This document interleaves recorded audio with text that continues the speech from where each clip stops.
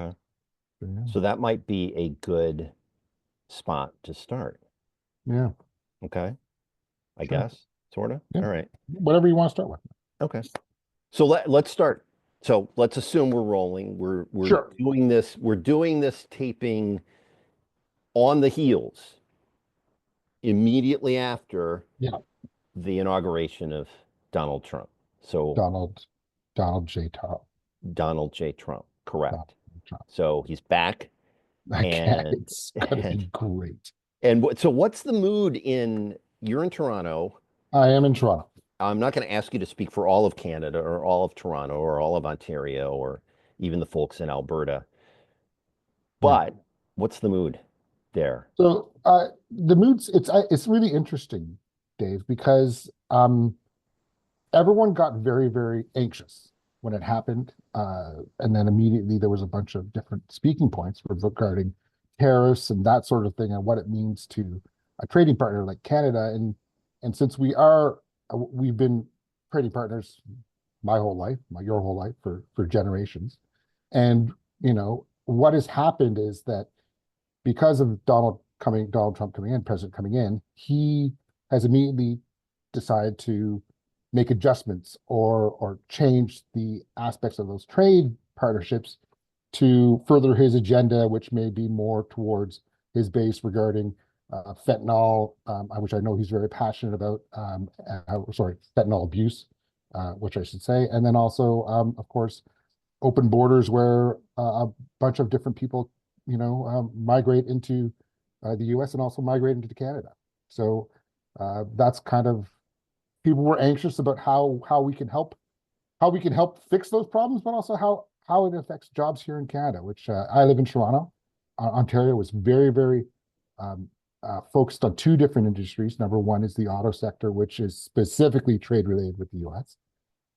Approximately 500,000 jobs here in Ontario are completely affected by the U.S. if there were trade wars that way. And then also, our biggest export to the U.S. is natural resources, which happens right across the country, but also very large in 4 or 5 different provinces, Ontario and Quebec dealing with mostly hydro to the eastern side, and then, of course, Saskatchewan and Alberta with petroleum products. Okay, so let's start with Alberta, Yeah, and I'm going to loop this around because I believe the we'll call him the heir apparent. So Trudeau announced recently, a few weeks ago, that he was going to sure. resign as prime minister. Yes. And I want to ask you about how that whole process works. But when we flash forward to October-ish, maybe earlier, it's more than likely that a chap from Alberta, correct me if I'm wrong, Pierre Poilievre, will be the next prime minister. Okay. So a couple of things there. Pierre Poilievre is actually from Ottawa. Okay. The way But it works, he grew up out there, right? um, Alberta-ish? uh, kind of, yes, kind of, but he's settled in Ottawa. Um, he's very much a populist. He's very much for he he's a bit of an enigma, Dave. He's a bit Okay. of an enigma in so much that first of all, let's take a couple steps back. For the last 10 years, 9 years, the Liberals have been in power up here, led by Justin Trudeau, um, and they've pushed a fairly socialist a little bit agenda. A lot of things that are very popular up here regarding daycare, affordable daycare, regarding dental plans, regarding the environment, things that a lot of progressive countries around the world are actually uh, moving in the direction of. But these things cost money. Canada is a fairly high tax country, not quite as high as some European countries, especially some Scandinavian countries. But I don't really need to worry about if I have to go to the doctor, right? It just happens. Um, like most governing parties that happened during COVID, a lot of spending happened because of that. And a lot of spending meant taxes got increased, which also meant that prices got increased, which means that everything from gas to eggs and bacon, it's the exact same thing that you hear in the US, went up. And majority of people feel that pinch. And maybe what happened was that the Liberals didn't move fast enough to make alterations to that to actually help, if you will, the lower to middle class type of individual families be able to address those situations. It really, so taking it a further step back, what also really hurt was the fact that mortgage rates went up a fair amount during COVID. Um, One of the things that happened in Canada, which we were able to more or less, when the mortgage issues happened in the US in the late, I guess the late aughts, 2008, 2009, because of our very, very strong oil sector, our very, very strong natural resources sector, our interest rates didn't go up. So we had very, very favorable interest rates on mortgages, on credit cards and stuff like that. Credit cards are always the same, but mortgages and things like that. So it was the first time in a very long time that all of a sudden mortgage rates went up. They doubled. In some places, they almost tripled. They went from a very easy rate, which was 2%, to up. Variable rates were up around 8 or 9%, and definite people who had mortgage payments felt that, and it was very easy to get angry with that. So very easy to get angry at the Liberals. The Liberals acted a little bit slowly on getting things done. The Conservatives, after having a couple of different leaders, all of a sudden had a very charismatic leader in Pierre Poilievre. I do not know Pierre Poilievre. I have friends that live in his riding.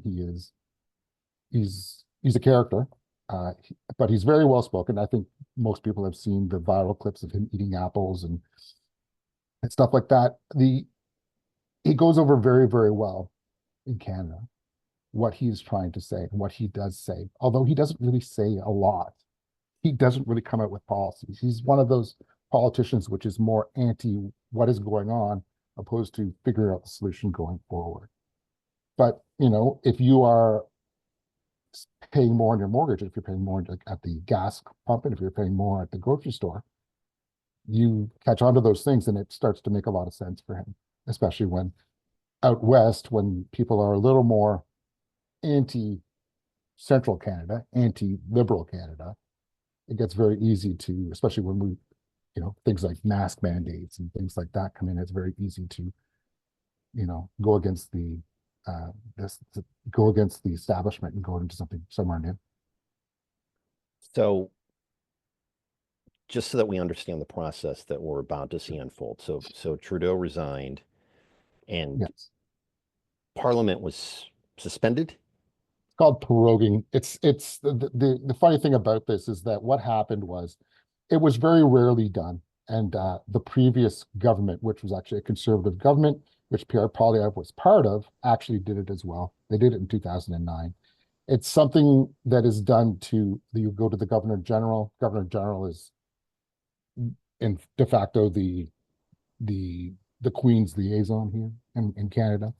You ask that individual to suspend government, which they do, and it's done to more or less if you are cautious of a vote coming in that you may lose, which may turn into a snap election. We have snap elections in here in Canada, not as crazily as some European countries, but there have been prime ministers that have been in the job for months opposed to years. The Kim Campbell effect. Yeah, Kim Campbell is what's going on right now is very reminiscent of what's going on with Kim Campbell. The one that I like to talk about is Joe Clark, which happened in the early 80s, where they did form a government. He ran the government for less than a year, and then his budget failed.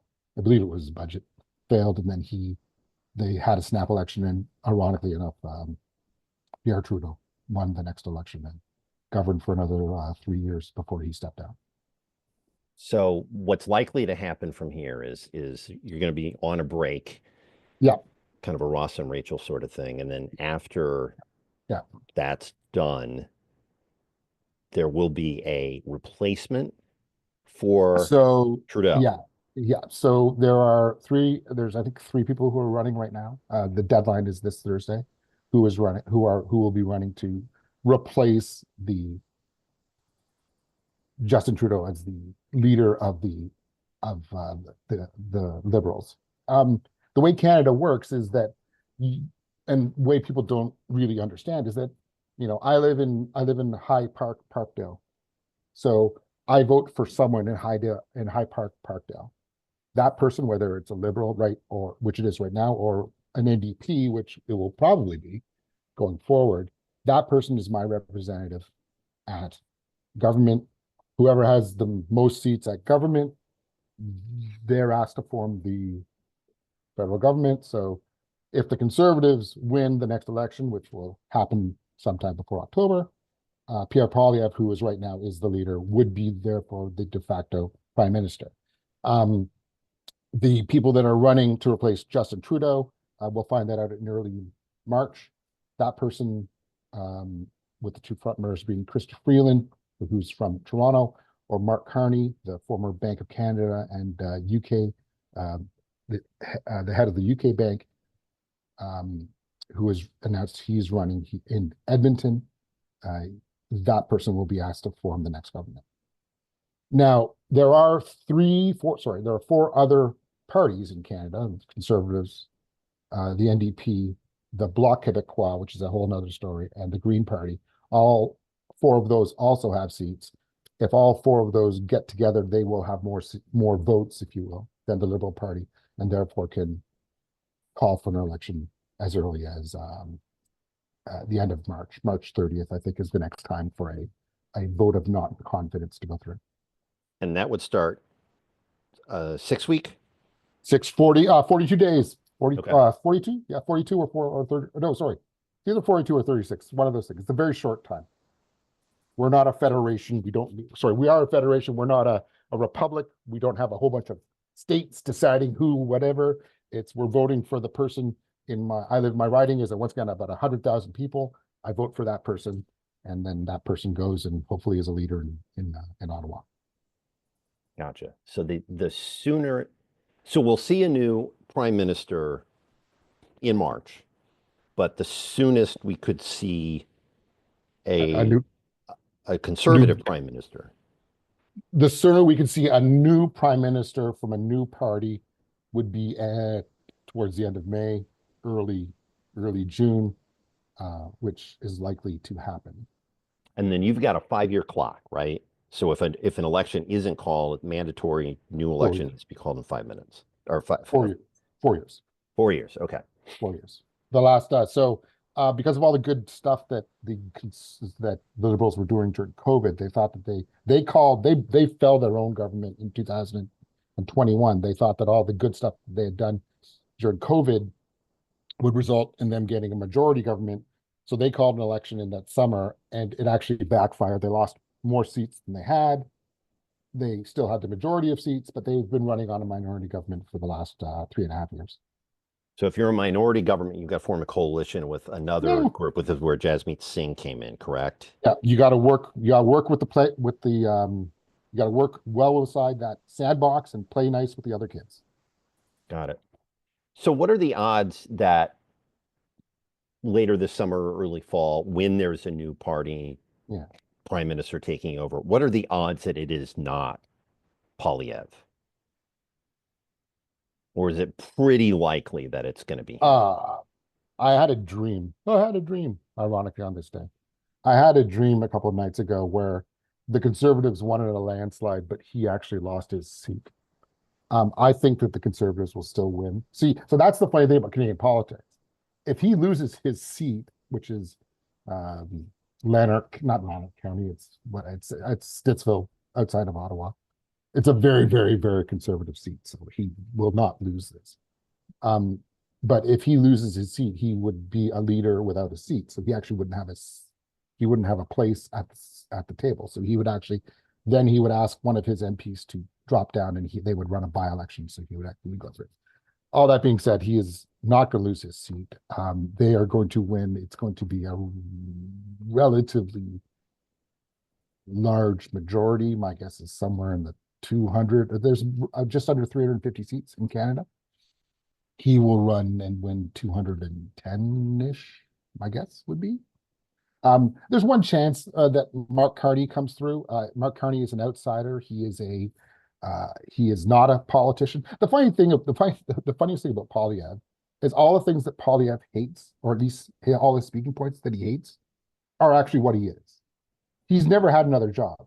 He is the career politician. He went from school to being a politician. His wife is a multi-millionaire. They own tens of buildings in the Ottawa region. I would never call him a slumlord or anything like that, but he benefits from the working class and the lower working class paying his family and his wife money. He's done things that are incredibly questionable. He doesn't sign on to things, to the Right of Information Act. He didn't sign. One of the reasons, and this is once again speculation, I have no idea if it's true or not, because his wife, who is Venezuelan, has too many things in the background that he would have to divulge, which he's not willing to divulge. So it's a bit of he's an interesting guy because he can snap an apple, and that whole scene has more to do with sloppy journalism than it has to do with him actually saying anything. But it's very funny. But it certainly has, it's hit a nerve. I saw a guy with a "fuck Trudeau" tattoo on their calf in a store. Like someone actually got that tattooed on their body. So that's how passionate people are about how much they hated the outgoing prime minister. But no, probably everyone's going to win in a cakewalk. The Bloc Québécois, which is the party that only runs Quebec, they will be the opposition. They'll win at least 60, if not 70 seats in Quebec, and then the Strags will be Liberal and NDP and a couple of Green out west. So the second largest group in Parliament, you're saying, will be the Bloc Québécois. I would be shocked if it wasn't the Bloc. Okay, so the Liberals have fallen that hard. Yeah. Okay, if Chrystia Freeland wins, there is unfortunately too much bad resentment towards her affiliation with Trudeau, which is the funniest thing, is that she resigned, and it caused Trudeau to resign because she didn't like the post she was going to be given, which is too bad because I think she would have been great at it, because the post was going to be heading the diplomatic relationship with the U.S., which would have been quite a high-profile post. And she's very smart, correct? Like she's very written smart. all these books, speaks all these languages, and is the kind of person, if you're Canadian, you would want her interacting with the U.S. to try to negotiate things like tariffs and trade deals and all of that. It would make sense. Unfortunately, she decided that was not the right move for her, and her move would be to resign just before Christmas, which is what she did. And then we got a couple of weeks over the holidays, which was, will he or won't he? And then he came back and said, he won't. And that's when he resigned. So what, in your estimation, do the next, let's say, 6 months of Canada-US relations, discussions, all of that, what do they look like? So the U.S. has the leader, I guess now official leader, he likes to take on a bunch of work that should be handled by Congress, and he likes doing it by himself. Or at least he likes talking about it. And things like tariffs and things like that, that really should be going through Congress, not his decisions. But that's the biggest problem. That's the biggest problem for Canada to wrap their head around. The craziest thing about trade here is that he does a bunch of speaking points, which people grab hold on. But like a lot of his speaking points that a lot of politicians do, not just President Trump, they're not actually accurate. Is there a trade deficit between the U.S. and Canada? You better believe there is. That's because you use all our natural resources, right? 25% of the petroleum and the gas that goes into the United States, 25% of what is used in the United States comes directly from either Alberta or Saskatchewan. So to impose tariffs on that would be crazy. Which is why he said he's not doing that today. Yeah, which is, well, once again, Well, he hasn't said that. It's not one of his first things it he's wasn't doing. one of the things he brought up during his Right, inaugural address. Yeah. right. It's not one of the things he's doing initially. But the reason that there's a trade deficit is because you can't really survive without our stuff. Like there's one nickel mine in the US. There's one nickel mine.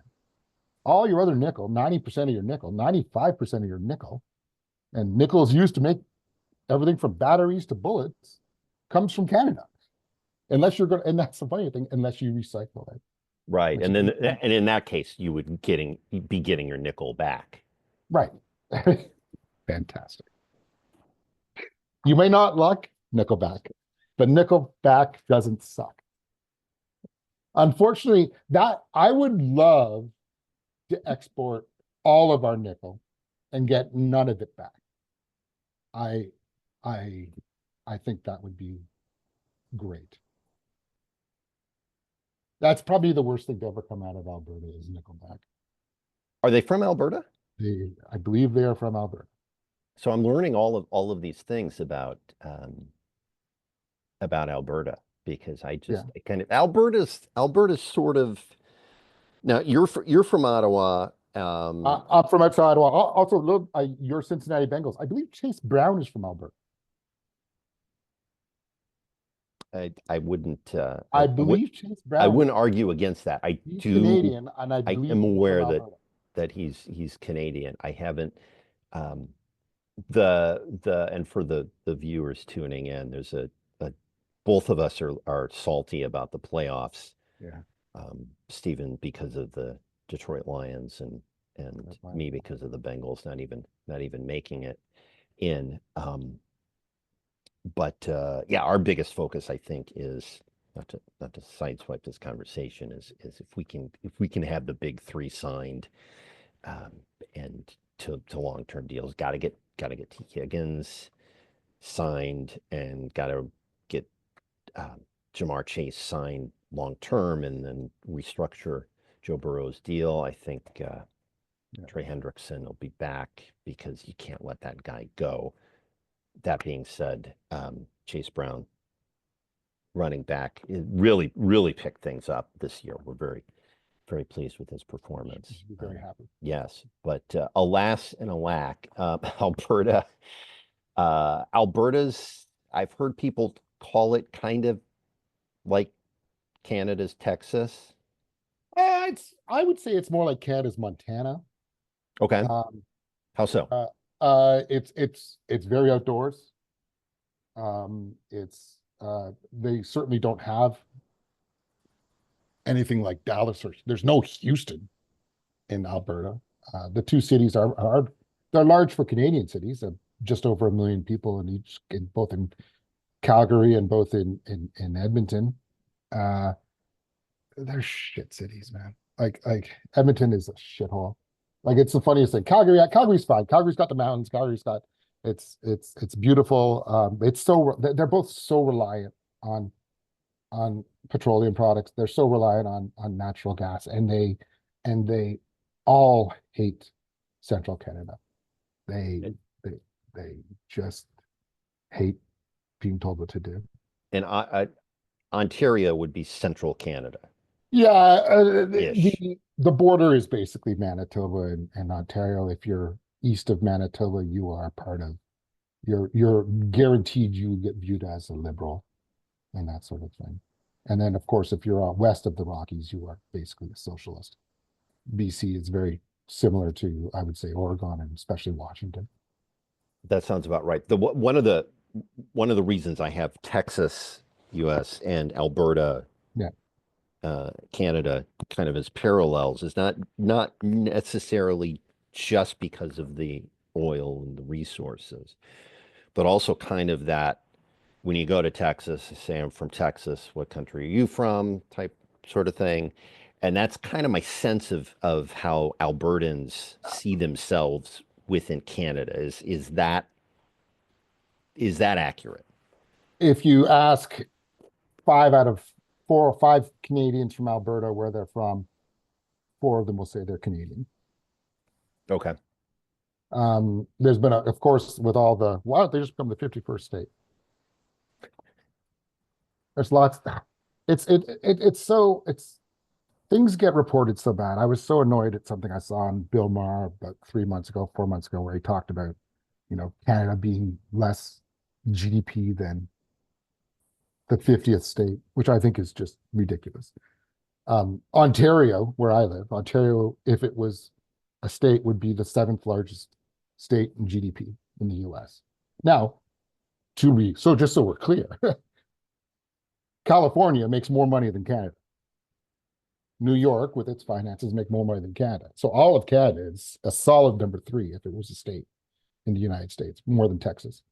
But you know, Alberta, if push came to shove, it's so funny, David. I was listening to the radio the other day, and um, it was a call-in show, and a woman had called in, and she said, I welcome being part of the United States. I lived in the United States for 35 years. I raised my kids in the United States. Everything is cheaper in the United States. Gas is cheaper. Everything is cheaper. And now I live in Canada. And the person said, well, why'd you move in Canada? She goes, well, I retired. I didn't have a pension and I needed health care. So I moved back to my parents' house outside of Peterborough. And that's why I live in Canada now. So like listen, I love the US. It's very much like Paris. It's a beautiful place to visit, except for the Parisians. I'm just joking. You and I are very buddies, and I have a lot of great friends in the US. I think the US is it's amazing.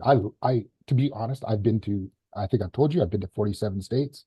I'm well versed in a lot of what goes on in the US, and I hopefully will continue to visit there for years and years to come because I it's such a great place to go. Well, I think you touched on, thank you for your kind words towards, and I too enjoy your country. But I think you touched on something about this whole concept of the the lies will get out there before the truth has a chance to put their pants on. I mean, there's no realistic, and this is what I try to tell people, especially when you hear now President Trump talking about things like this. You've got to first understand this through the lens of negotiation, right? And then you also have to think about any of these things from a realism standpoint. Sure, it sounds great to say,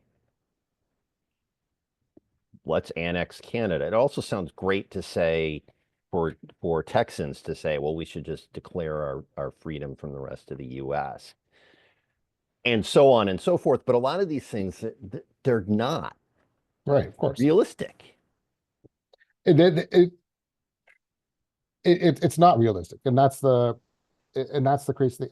And for the most part, I for the most part I understand that the politicians in Ottawa realize that it is a no negotiation tactic. It's the I can say something that's a little bit outlandish, a little bit extreme, and hopefully I get a reaction that is positively in the back, bring back. And whether that is government saying, okay, we are going to commit X amount of dollars to border safety, we're going to commit X amount of dollars towards defense spending because we don't spend enough on defense. Defense wins championships, but you know, I think that one of the things about the U.S. is maybe the U.S. spends too much money on defense. Like there could be an easy back and forth there if we spent a little bit more on healthcare. But once again, like that's if the US model came up here in Canada, small businesses would go out of business immediately because you couldn't be able to hire anybody because no one would want to work without having Medicare. Like socialized medicine is the greatest thing. And it gets such a horrible reputation because it's called socialized medicine. If it was just called healthcare, which is what it is, like, yeah, I get taxed. I, I'm a lucky guy. I'm 50 years old. I'm a white guy, and I've had a great career, and I'm very, very lucky. And I think that more people should look at that and just say, hey, you know what? I'm lucky, and maybe if I decide to give a little bit more back, it's okay. And whether that's through taxes or whether that's through charity work or your church or whatever it is, you be you. On that note, as Canadians continue to be them, or you be them, they be we be You be you, we be we. yeah, yes, yes. What's the vibe when I haven't been to Toronto in it's going to be 5 years now. Yeah. But what's the We miss you, vibe? David. What, We what's the miss you. vibe when you're bopping around downtown? Okay. Well, it's Toronto. It's the center of the universe. Most important city in the world. It's Toronto is really it's our economic hub. Everything is great. Uh, the funny thing is that a lot of what the U.S. is experiencing regarding immigration and regarding those sort of things, we experience it wholeheartedly. Our more, you know, I don't want to view it as a problem, but other politicians have used it as a problem. Immigration problem here in Canada, right? We have a lot of space for people. I think that people want everything, right? I'm lucky enough. I live in Toronto, whether I bought my house at the right time, whether I was born the right year, whether I was the right color. All these things I'm very grateful for. But there was a time when I lived with 5 other people in a house, right? There was a time when, you know, I I ate nothing but, I cooked all my meals on Sunday and I worked every day 80 hours during the week so that I could do certain things, right? And I find it interesting that people sometimes don't view that as the priority, you know.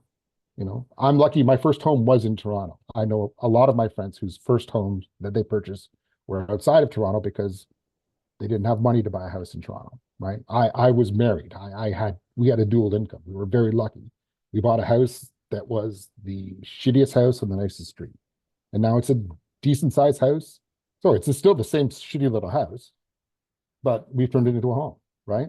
And I think that more people should be viewing that as a win, right? People are people are worried about immigration here in town. People are worried about housing costs, of course. Um, People are worried that they'll never own a house in their life.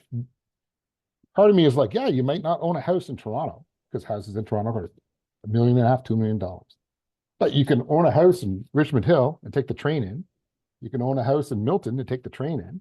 Like you don't have to you don't have to get it all off right off the bat, right? And I think that that's unfortunately some people don't want to play the whole game. They just want to they're used to being born on second. They want to get on second right away. But we have drug problems here in Canada too, which is tough. The funny thing about the fentanyl stuff, the country that introduces more fentanyl to Canada is the United States than any other country. So we get most of our fentanyl from you guys. So it's a surplus the other way. So it's funny what we're passionate about and what we can blame things about. But what are you going to do? So why don't we talk about music? Yeah, let's do it. Um, What are you excited about? Is there anything you thought about this year that you want to? You mentioned to me Blonde Shell. I'm actually seeing Blonde Shell in concert in June when she/they come to Chicago. So I'm Yeah. looking forward to that. Um, Yeah. Have you heard the new single, TNA? It's great. I don't think I've heard the new single yet, but I'll check it out. Check it out. So I saw you've got your Substack and you Yeah. did your top songs of 2024 and The Cure Yeah. was number one. And also I found that interesting because in 2023 your number one song was by uh Depeche Mode. Depeche Mode. Yeah. So these are No, 80s, Depeche Mode. Yeah, Depeche Mode. yeah, It's 80s funny. acts that are Yeah. making What's it. old is new again. What's old is new Uh, again. oh, my. So if I'm a bit obsessive when it comes to music. So I already do have a 2025 playlist going, which has a top 20. Uh, the number one song right now is a band out of Philadelphia, I believe. Corrine with a K. Corrine, I think it's pronounced. Once Okay. again, it sounds like it's from the 80s. So it's it's funny. I really like music, so I write a lot about music, a lot about new music, but then also I try to have a little bit of fun and looking at older things as well. The The most interesting thing about music this year has been Ethel Cain. I think the Ethel Cain Perverts album it's crazy. It is What do you mean by crazy? so over the last couple of years, I think that musicians have kind of tried to take back their art, right? It came, I won't say to a head, but it got very like last summer, especially with Chapel Roan, who I love, I adore, um, was very, very out there and very, very blatant with her message like, hey, listen, I'm me, I produce music. It doesn't mean that you're allowed to, stalk my parents, get into my face, do all these things where, if I put out art and you like it, awesome. But that doesn't mean you get to, get into my face. I remember my friend Grant walked up to Charles Oakley. Remember Charles Oakley? Yeah, the Oak Man. Yeah. The Oakman, Hmm. former Chicago Bull.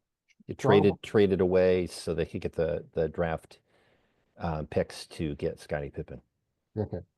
Um, he was in a restaurant in Toronto. My friend Grant went up to him, and my friend Grant went up and he was about to say, hello. And Charles just doesn't even look up, just goes, keep walking. And so Okay. my friend just kept walking. So the funniest thing is the Ethel Cain album, which I think is actually quite brilliant. A couple years ago, Ethel Cain came out with a song that, once again, the song escapes me right now, but uh, Taylor Swift would play it before her show. It was like on the playlist. So when stadium was full, it would get played, and then it was on Obama's playlist for I think 2022 or 2023, one of those things. And she has decided to go a completely opposite record and more or less put out a record called Perverts, which is almost like it's quieter Nine Inch Nails. Okay. And I giggle because I find it brilliant, albeit completely undigestible by anyone who wants to play it on the radio. And I think that is a wonderful middle finger, but also I think it's a wonderful no, this is what I wanted to put out. If you buy it, great. If you don't buy it, that's fine too. And so I just I love it when artists do things that make it interesting, that make it exciting for the rest of us. Now, Arctic Monkeys kind of did that going back a few years, right? Where with the mirror ball. yeah, it was a Yeah. complete Yeah. different. They're wonderful. They're a wonderful band. They are wonderful live. They are great. I've really tried to embrace live music recently. Dave knows this. No one else knows this. I'm deaf in one ear, so I found going to shows very difficult. But I've been saying yes to more things. My 2024 was all about saying yes. So I actually went to a Korn show.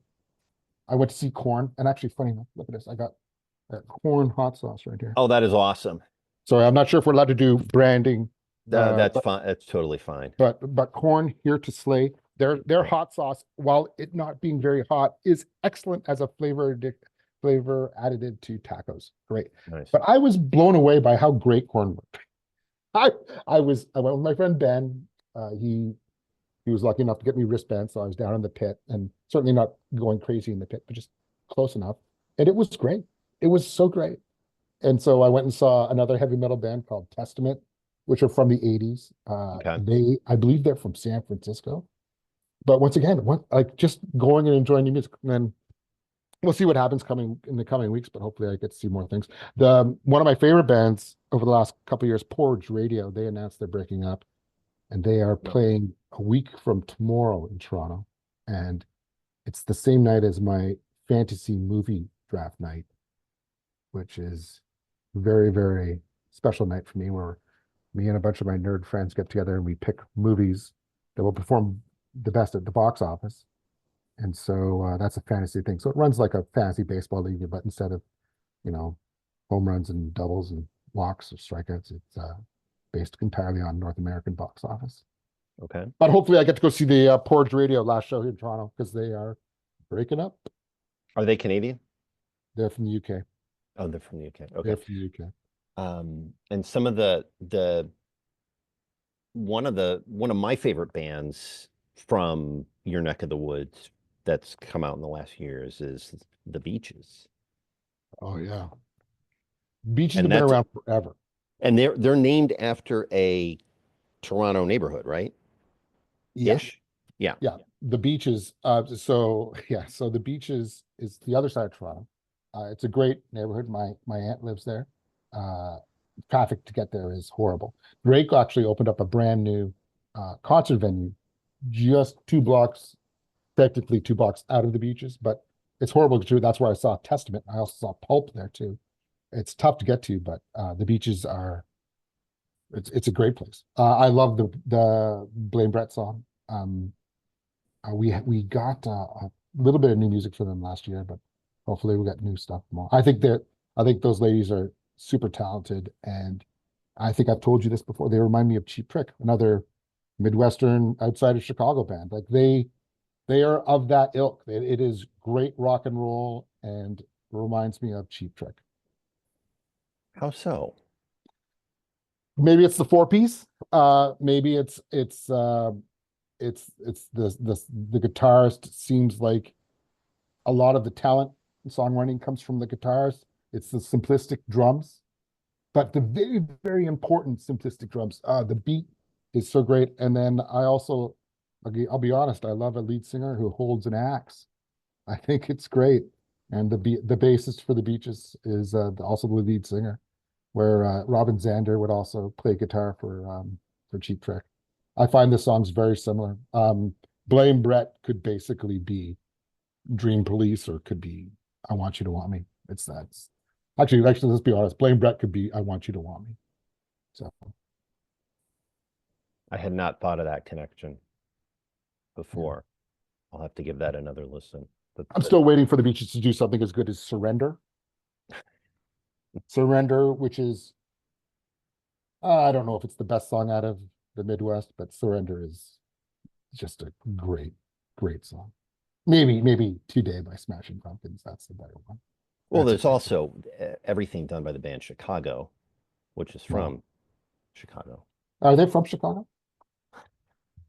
Is Scotland really a big country? Do we need big country from Scotland? Yeah, there's also the band Texas, which wasn't from Texas. So Also from Scotland. yeah, Also now from we've Scotland. got this diversion. Also from Scotland, and the band Scotland from Texas. Yeah. Okay, I'll give you a little bit of a joke. I emceed a wedding in Chicago, and it was at 2003, and one of my jokes were a lot of people don't know that the Oscar-winning movie Chicago was filmed in Toronto, and of course that got the woo from all the Toronto people in the crowd. And I said, but not a lot of people know that the Gemini-winning movie Toronto was filmed right here in Chicago. I did not know that. There's no movie. There's no movie Yeah. called Toronto. There's no movie called Toronto. Yeah, okay. Okay, I am there's layers to that joke, David. There's layers. You got to know what the Geminis are. You got to know that forget. they're like the Junos, right? Except for They're like the Oscars, except yeah, called the okay. Gemini. We haven't had a lot of great movies to promote. Porky's, that's a Canadian movie. Porky's. I didn't know that. Porky's. Is Kim Cattrall Canadian? Oh yeah. Kim Cattrall's Canadian. And we got lots of Canadian actors. Marty Wow. Short. Well, Marty some of those, yeah, obviously, of course, yeah. But I did not know about Kim Cattrall. That Raising a glass to Donald Sutherland, who passed last year. yes. Ryan Reynolds is also Canadian. Very proudly Canadian. Yeah. Very proudly Canadian. Yeah. He's in a little bit of a thing right now. Yes. His wife is not Canadian though, right? I believe no, she is not. She's not Canadian. Okay. No, he's from Vancouver. A lot of actors from Vancouver. Yeah. A lot of Vancouver. A lot of shows were filmed in Vancouver. Like 10, yeah, 15, that's like Supernatural. That's and to bring it back to politics, that's what Trump is going to be doing with his new ambassadors to Hollywood. Mel Gibson, John Voight, and Sylvester Stallone will be bringing more money out of the coffers of Canada and I guess the country of, well, the state of Georgia, and Yeah, back to Hollywood where it matters. right. Question: like you read a lot, you hear a lot. I have friends who live in Los Angeles. You hear a lot of rhetoric. People care, don't they? They care, right? The rest of the country. The rest of the country cares about what's happened in Los Angeles. Okay. Yes, absolutely. Um, I sense a little bit of angst when you talk about the the hurricanes that hit Appalachia, the flooding that hit Appalachia, and the reaction was not as swift as it was in Los Angeles. However, that being said, I don't Yeah. want this to be a my cause can beat up your cause. Yeah. People do. One of the things that I was talking about this with a friend, and I think this is probably the while I'm not going to draw parallels between 9/11 and the California fires, they're two completely different types of things. The degrees of separation, I think, are what bring this home in a way that I think is similar to the degrees of separation that we all felt after 9/11. Because you and I were both working in the insurance industry, and there were you could be like, oh, I knew this person, or this was a colleague that perished, or something like that. And I think because of the fact that so many Hollywood people that we've watched, we see about all the time, we can relate to. They're on award shows, they're coming out with a new movie, they're doing a new album, whatever it is. I think the degrees of separation from LA were so there were so few layers of that's why the reaction, that's why everybody's like, oh my gosh, because you'll immediately start, at least this happened to me, where after the news breaks and you start to piece together, okay, well, here's where it's happening, here's where it's happening. I would just naturally like, wait a minute, does my buddy live near there? Do I have that friend the person I used to work with, are they over here? All of that started to rattle around where you're like, oh my God, I should check in with this person. I should check in with this person. And even if the response is, well, you know, we're okay, we're not near it, but we're keeping an eye on it. There was still that, gosh, this is really a tragedy. And I think so, yes, the rest of the country cares. I think the other piece about it was especially looking at Palisades, there's like a couple of elements to that. There's the people the people with means, right? Who may have lost everything. And you're like, God, I mean, ow, that's awful. And then the flip side of that is people, not necessarily the rich and famous, but the ones who've been there for 30, 40, 50, 60 years that are just trying to put everything back together after such a tragedy, where you're like, that that really hits home. So yeah, I mean there's a lot of I think there's a lot of empathy here in the US, Yeah. no matter where you are in the country, for oh my God, this is really, really a disaster, and your hearts go out to people. Right.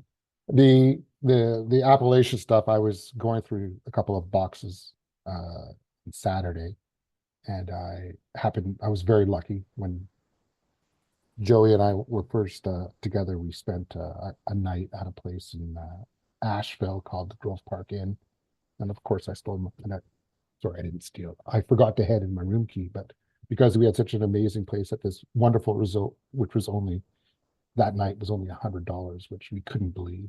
Um, I kept it and I ran it. I looked at it and I thought about that place because the memories are there, right? And Asheville is a beautiful city and all that stuff and the infrastructure. And I immediately started thinking about the hikes that we took around there and the little barbecue joints we went to there and whether they're still around and all those things. And it's very, very sad. And I was very, very sad for what was going on in North Carolina and in the Carolinas and Tennessee and things like that, stuff that happened. The California thing is a little bit, it's what hit home to me is because you and I both worked in the insurance business, is that you have a lot of people or individuals that had their life was their house. That was the retirement plan, right? And rightly or wrongly, whether they had insurance or whether they didn't have insurance, whether the insurance got too expensive or whether it went away or whether it was no longer offered, that's it, right?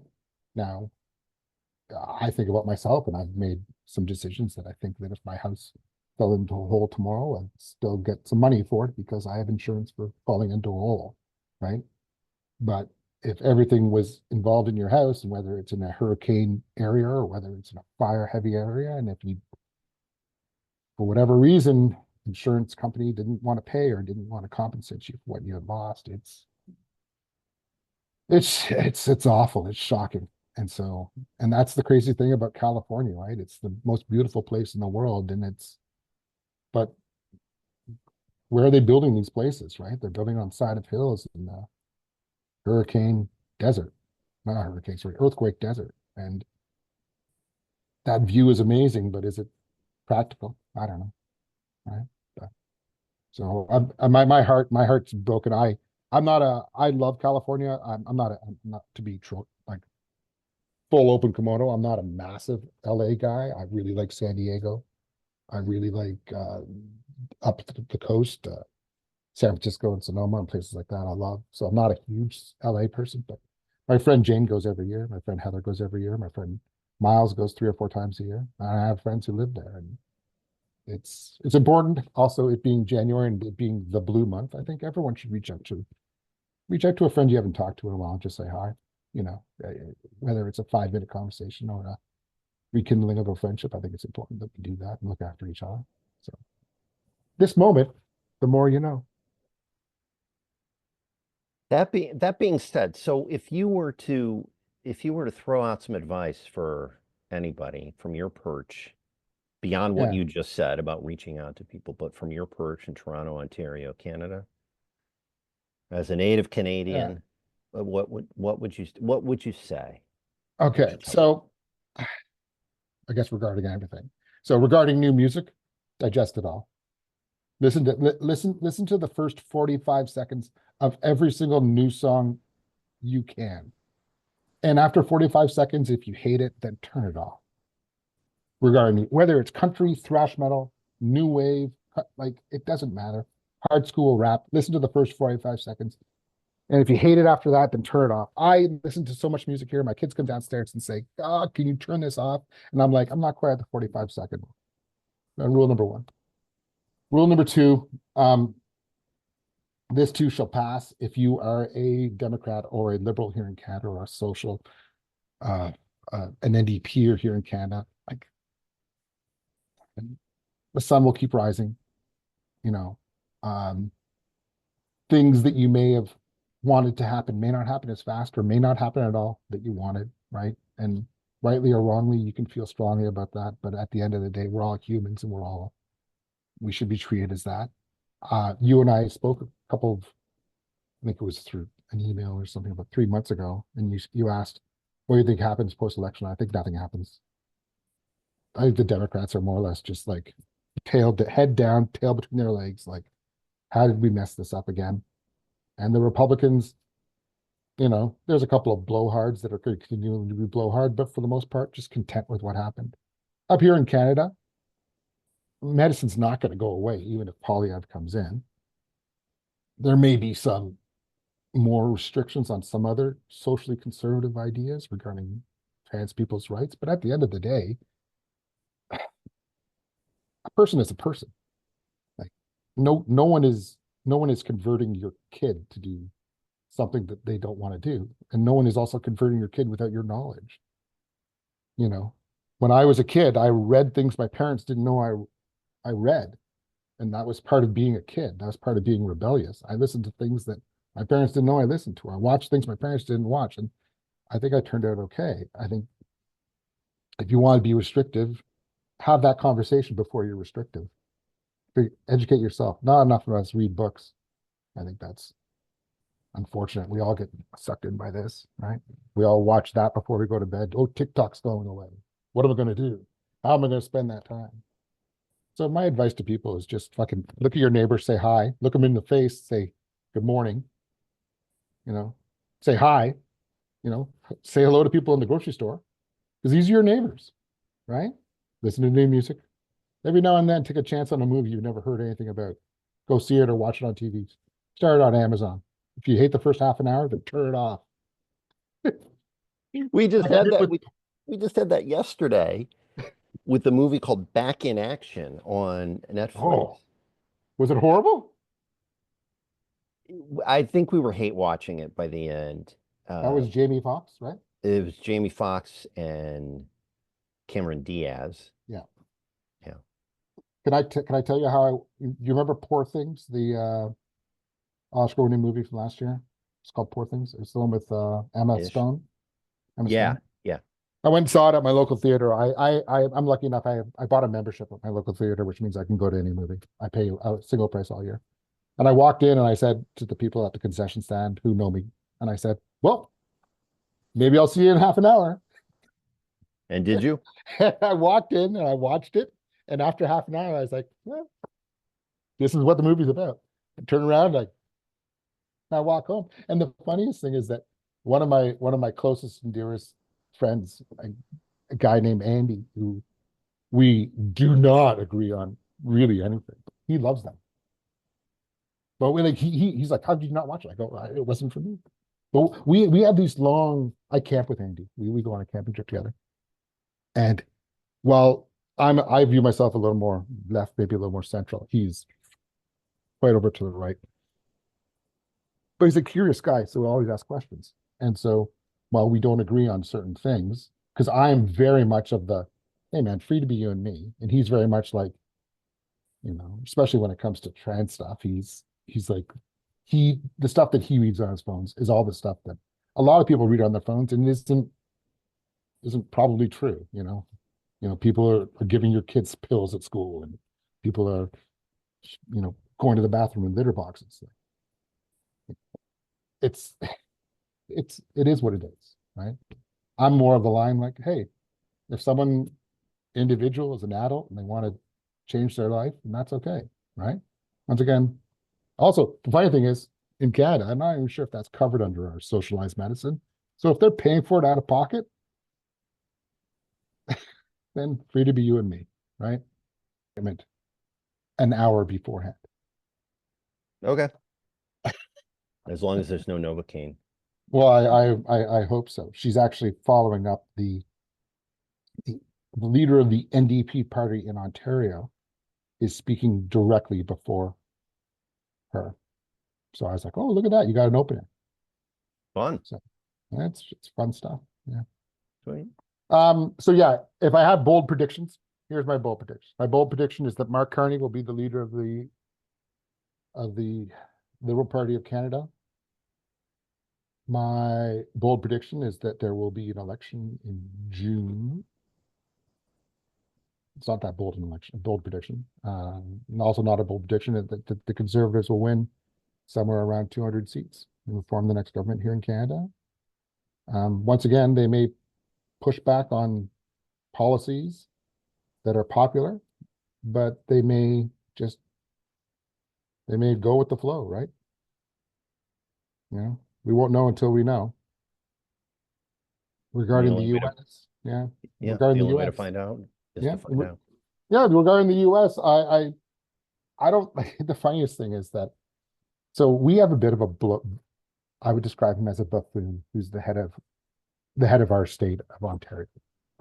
Guy This is named Doug. the Ford brother, right? Yeah, this is Doug Ford, who's the Yeah. older brother of the world famous crack smoking mayor Rob Ford. R.I.P. Yeah, right. Hey, I voted for him. I voted for him. Um, so he has come out as a champion over the last 3 weeks, 4 weeks. He has he's been wearing hats that are in the same typeface as MAGA, which we not for sale. He is you might not know this. The largest the largest alcohol purchaser in the world is the LCBO, which is the Liquor Control Board of Ontario. And he has said that if there are any tariffs against auto manufacturing parts, that the LCBO will no longer carry any American brands, which would be That's big. crazy. That That's big. is, well, many, many wineries, their sole like purchasers, the LCBO. Like, like we buy so much bourbon here, it's crazy. And the fact that if all of a sudden we're making our bourbon sours with Canadian rye, I'll be upset, but I'll do it as part of Team Canada. But I do love my Angel's Envy. I love my Angel's Envy. So all of that would go away if there were Yeah. tariffs on the auto parts. Although Angel's Envy isn't American, it's Kentucky. It's my favorite line from The Edge of Tomorrow with Bill Paxton. He goes, I didn't say I was American, I'm from Kentucky. Which is excellent. That's all right. Hey, R.I.P. Bill. R.I.P. Bill. That's probably the best way to end this discussion. We'll have to do this again at some point. I think once there's closure on the Trudeau reign, and then the new person jumps in, maybe we'll use that as an excuse. And then if that becomes a little boring, we can talk music and liquor. Well, one of those things, I think 100 days in, isn't that the gauge? 45 seconds of a song, half an hour of a movie, 100 days of a government. There it is. All right, my friend. Always great talking to you, David. Thank you. Stay out of trouble. Enjoy your day. See ya. See ya. Okay, so that's where I would